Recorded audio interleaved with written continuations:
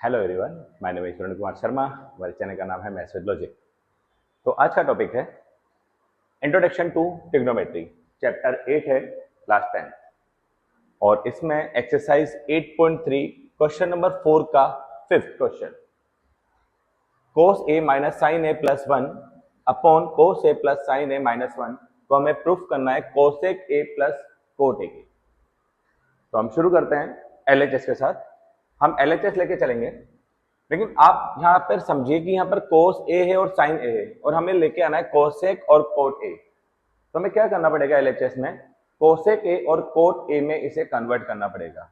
और उसे कन्वर्ट करने के लिए हम क्या करेंगे, न्यूमरेटर में और डिनोमिनेटर में साइन को डिवाइड कर देंगे। साइन a को आप न्यूमरेटर और डिनोमिनेटर में डिवाइड कर दीजिए। तो हम डिवाइड करते हैं, cos a upon sine a, sine a upon sine a plus 1 upon sine a। Same आप डिनोमिनेटर में करेंगे, cos a upon sine a plus sine a upon sine a minus 1 upon sine a। तो आप यहां देख सकते हैं कि cos a upon sine a, आपने फॉर्मूला याद किए होंगे, cos a upon sine a होता है cot a, sine upon sine 1 and 1 upon sine a होता है cosec a।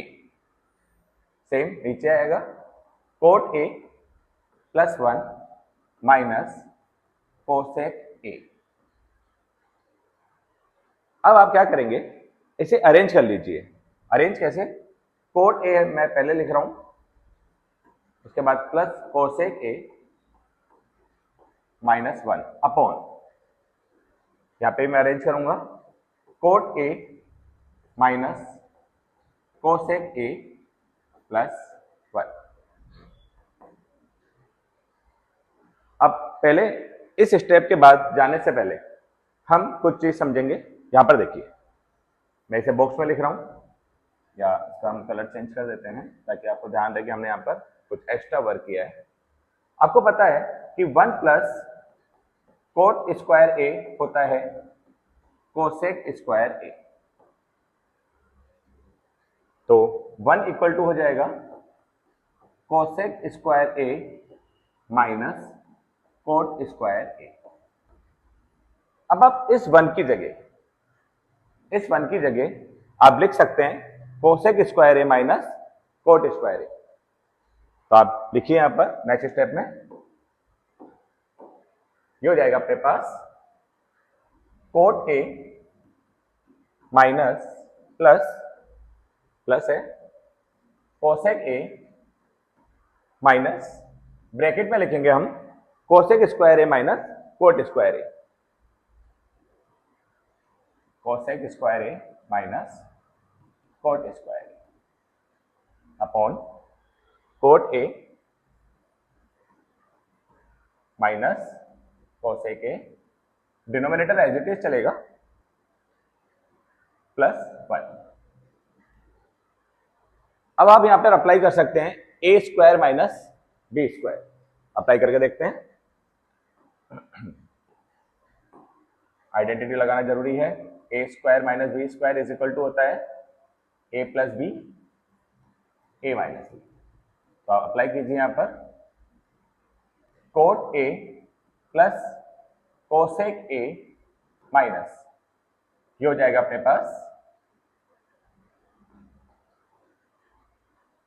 Cosec A plus cot A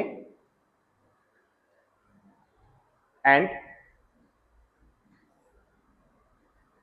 cosec A minus cot A.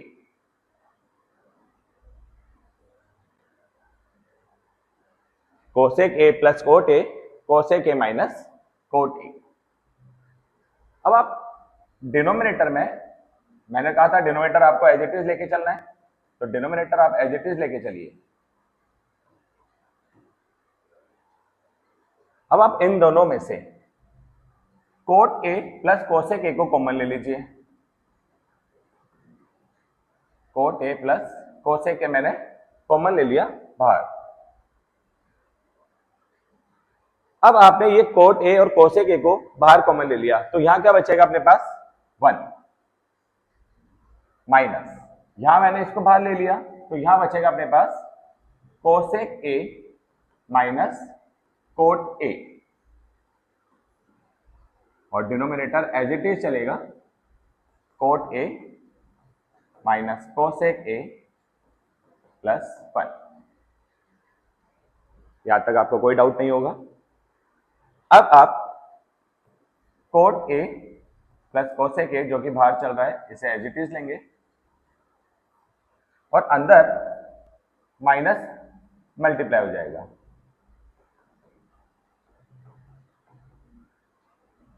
और denominator as it is चल रहा है coat A minus cosec A plus 1।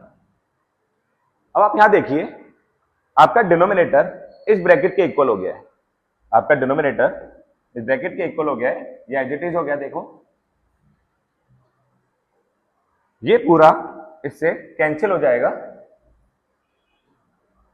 Coat A plus cot A cosec A minus और 1, ये as it is same number है, तो इन दोनों को मैंने कैंसिल कर दिया और अपने पास क्या बचा, कोट ए प्लस कोसेक ए। अब आप देखेंगे आपके पास आरएचएस क्या है, कोट ए प्लस कोसेक ए, तो आप लिख सकते हैं ये आपके इक्वल हो गया आरएचएस।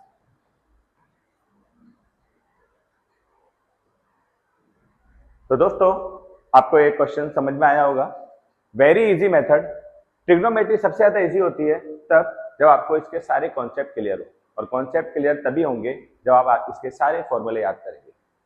तो आपको सबसे पहले फोकस करना पड़ेगा इनके सारे रिलेशन से, जो कि फॉर्मूले है टेन है, साइन है, कोस है, कोसेक है, तभी आपको एक ट्रिग्नोमेट्री समझ में आएगी।